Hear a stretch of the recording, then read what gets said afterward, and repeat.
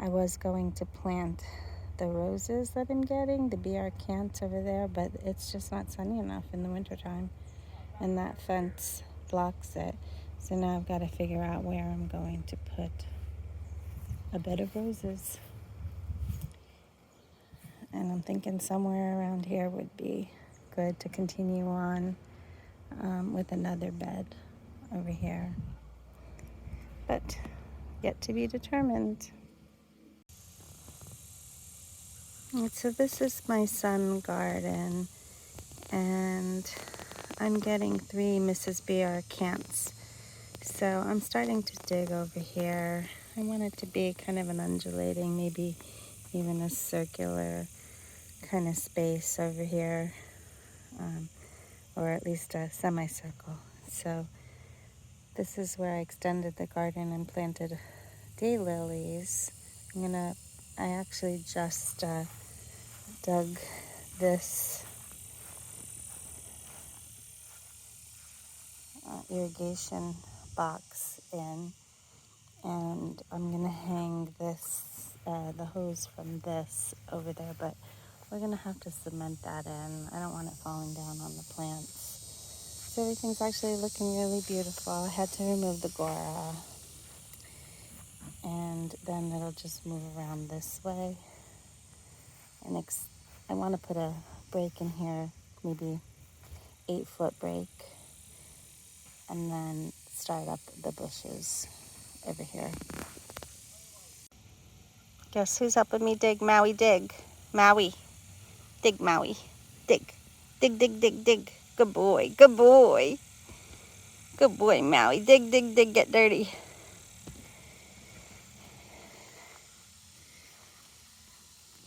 Anyway, I'm putting it here. I've got to dig out all this. This grass, weeds, /weeds. And at least it's beautiful out. So, and the sun's not over the tree yet. It's still in the shade. I've decided I'm going to pick up all these weeds and put them in the wheelbarrow and then dump them over there in the mulch pile. And I'm going to start fresh with new soil. And I might even put a boxwood hedge around this. If not, something else, maybe a yew hedge, Yopon holly, something like that. This is the, 5th or 6th wheelbarrow, and 2 ant bites. And I have this little bit to go. And you know what? Opposites are always appealing in art. So dark against light. Opposites on the color wheel, like purple and yellow. And in this case, I've got more like a cottage, sloppy, free-flowing border. And here I will have a more elegant and formal border.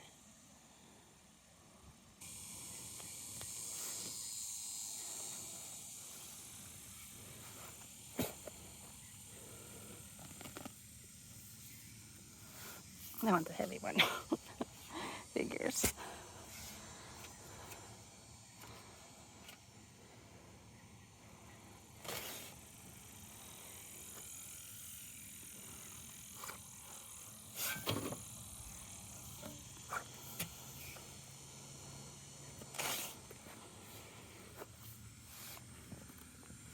I'm going to get it on both sides or it falls off.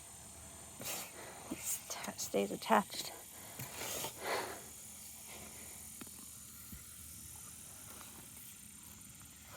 Oh, I don't have a lot of junk on it. Here, I'll get you. I'm on wheelbarrow number 7.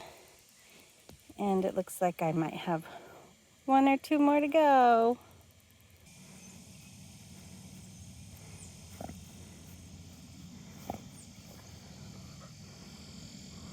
What are you doing, Maui? Maui. Oh. Roll over. Roll over. Oh, you're crazy. So that was 9. wheelbarrow's full. And there's a shape. Dakota went and got me a trailer full of pine bark mulch and a truck bed full of this delicious black soil, which is garden soil.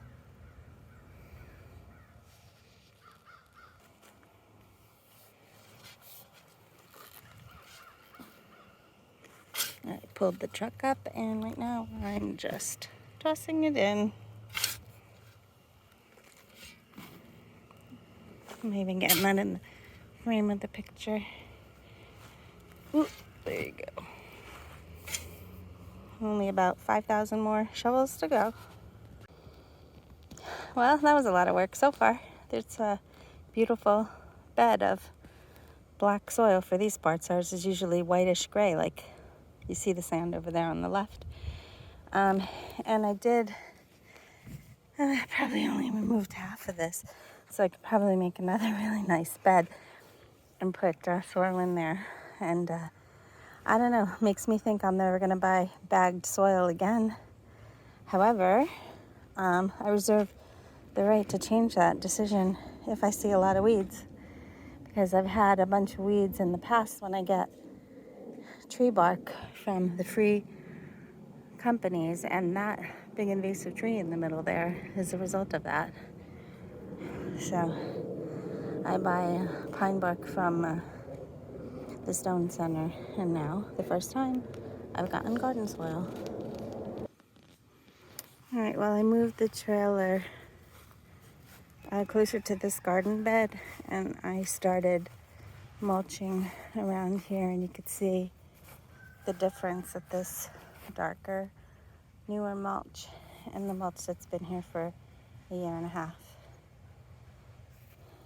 And I'm going to fill as much as I can here. My main intent was to cover the lilies over there and over there, and I actually think I'm going to put good garden soil, because since I have so much over there, and then I've got to get to the beds at the back of the house. But yeah, this is made not just in aesthetics, but it'll help keep the plant's roots moist, keeps the moisture in, keeps the sun out, and it makes it look good. I found the best way to do this is with a pitchfork, and it grabs, I'm doing it with one hand right now, but it grabs the most amount, and then I just lift it up and pitch it into the garden. I should have taken a before and after, and I probably should have done this before the summer, which you can see here, and then where I ended. I did put a little bit around my metabolus, but I'm going to get this. I've been doing these by the pitchfork, but I'm going to get the wheelbarrow out. I still have to level this soil where I extended my garden, take out some more of the grass and weeds, and then level it out. But not this evening, although it is beautiful out. Good time to do it. One last shot, and look at the major improvement. And then we have Maui here eating up the scraps that I dropped along the way. Does that taste good, Maui? Does that taste good? I wanted to take you to my front gate. You're probably going to be sick of me getting all my mail order things. But I ordered these 5 roses, 3 Mrs. B.R. Cants. I forget the other, Duchess de Brabant, and another one. 5 of them. But I ordered them months and months ago. They just didn't ship until this week. So here they are, and I'm going to take them back and start planting them. Well, that took 2 trips. So in the right box is probably the 3 Mrs. B.R. Cants that are going to go right here. And on the left side, I have the Duchess de Brabant. And I remembered the other one was Belinda's Blush. Not Dream. I actually have another order coming in that will have Belinda's Dream. But right now, I am going to unpack these and put them in the ground unless the instructions say otherwise. Okay, so here the boxes are open. These are the 3 Mrs. BR cans packaged nicely, and I could tell that the soil's wet because this paper ripped with the moisture. And these are the other 2 roses, and they're definitely labeled. Oh no, this one's Mrs. BR Cant. So they didn't package them that way. I can't see the tag on this one. This one does look different, doesn't it? Looks slightly different. It's got like bluer canes. This one, oh, Mrs. BR Cant. Oh, it does. That is the blue over there too. That's right. Okay, well, they all kind of blue. Never mind. These are all packaged. This is the Duchess de Bourbon, and this one is, I don't know, Mrs. B. I can't see. Yeah, that one is bluer. This is bluer. And then this one is the one that I didn't see the tag on. So that one has to be the Belinda's Blush. I'll get it when I pull these out. Oh, look, it already has a bloom on it. And the instructions do say that there's a 6-month guarantee, and what to do if your rose dies and how to return it or get your money back. And then it says definitely remove the roses from the packing material, keep the tags on, plant in full sun, provide ample water, do not acclimate in the shade, and don't bring them indoors. And then it has other instructions. So let me get these out of the boxes. These very easily lifted out of the cartons that they were packaged in, and they're very easily removed from these containers here. It's all just tabs, and that one is the Belinda's Blush. There's a nice tag on that. But you see how this is just, it's not stapled or anything, which is nice. And I just do it with the one hand. And you remove it out, and you see how it's protected in here. And there's wet papers, tissue paper, whatever, there. And let's go take a look at this Belinda's Blush. And so now I'm just going to remove these. They're tied in, and get to planting. I've already prepared the soil, and I have mulch. I've decided to put the Duchess de Bourbon here, and then I've laid out these plants here. The blush one, Belinda's Blush, is going in my backyard next to the bird bath. So next I will get to digging. I know that these are going to get big, and I just also wanted to say that the service that I've received so far has been excellent. I know the one thing that really impressed me is they didn't just mail out these once the hurricane hit. They actually emailed us to make sure that we were here and okay, and that we were able to receive the roses before they actually shipped them. So I thought that was pretty good. There really isn't a lot of soil in the pot, so I don't have to dig the hole very deeply. I know that this is all fresh soil anyway, but what I did was I equidistance from the edges, this one and that one, and then I'll just pace out what the middle is between those two and put this one wherever that is. But you can see this is rooted into the soil, but there's not that much, so I didn't have to dig a deep hole. Now these aren't grafted, they're on their own roots, and so there's no graft union here to worry about, but I did make sure that it was coming up out of the soil, that it wasn't in too deeply, and then when I put mulch around it, I'll make sure that I'm going to leave like a circle of about 1 inch or 2 around and not let the mulch touch the trunk. So actually where I had that middle plant placed was exactly the middle of, based on my pacing, not on a tape measure. And there they are. So the last thing I'm going to do is water them and mulch over them. So the Duchess is in the ground. There she is, right behind the beautiful daylilies that I just planted, and right in front of, well, this is a black diamond crepe myrtle, and then behind that is this one here. Where is it? Is my Mutabilis rose. And I'm going to have to take those muhly grasses out after they bloom, but they're getting ready to bloom, so I don't want to take them out until December or so. And this is the last bit for now. I'm going to go get some boxwoods. I might have to extend this edge on this, but maybe tomorrow, if not next weekend. I have an exam and a paper due this week. So, see, I didn't put any of this bark up onto the stems or the canes. There's plenty of room there for the water to get down to it, and not to permit like any kind of moisture diseases. So that's it for now, and then this one will go in the back by my bird bath.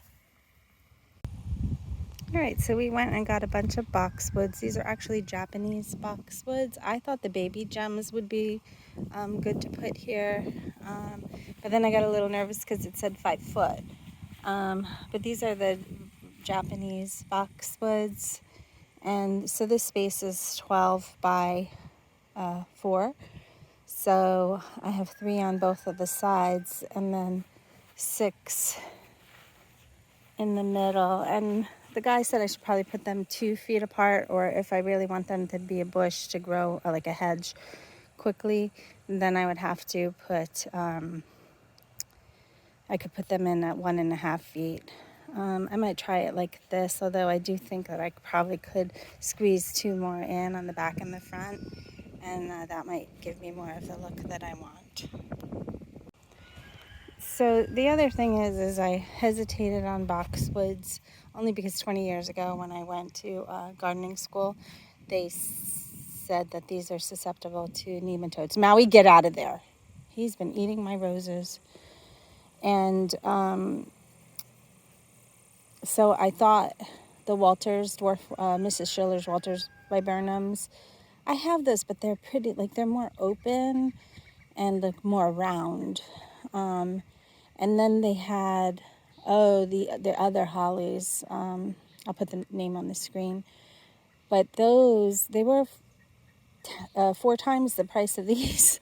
So say I spent $10 on these, those were $40, and they were the same size. So I opted for these, and hopefully I'm not going to pay for that in replacement costs. But even so, that would only be twice as much, not 4 times as much. So here's the boxwood hedge, and I realized this morning when I went to plant the Belinda's blush that the one that had the leaves still on it and the petal coming was the Belinda's blush. So when I went to plant that other one in the ground, it was a Mrs. B.R. Cant, and I said, oops, something's wrong here. So I had to take this one and transplant it, and then I've decided that I'm going to put that Belinda's blush over here. I think that'd be great because I have a little bit of orange, a little bit of pink, a little bit of peach, and that blush color would be a nice transition to help kind of add some cohesiveness and color. Oh, look, and you can see my muhly grass is really starting to feather out. I love those when they're in bloom. They look so beautiful, ethereal. And let's see. So I'm getting a little concerned that these bushes are going to be too big for the middle of here, and I'm going to have to move these boxwoods out, but I'll deal with that when the time comes. The other thing is, these look tall, don't they? I mean, the one I saw another YouTuber, I think his name was Wise Guy, and he planted boxwoods, and they were really more globular. They were more like orbs, and these are a little bit taller. So what I need to do is just shear them down, and I guess I'm in the market for a battery operated shearer.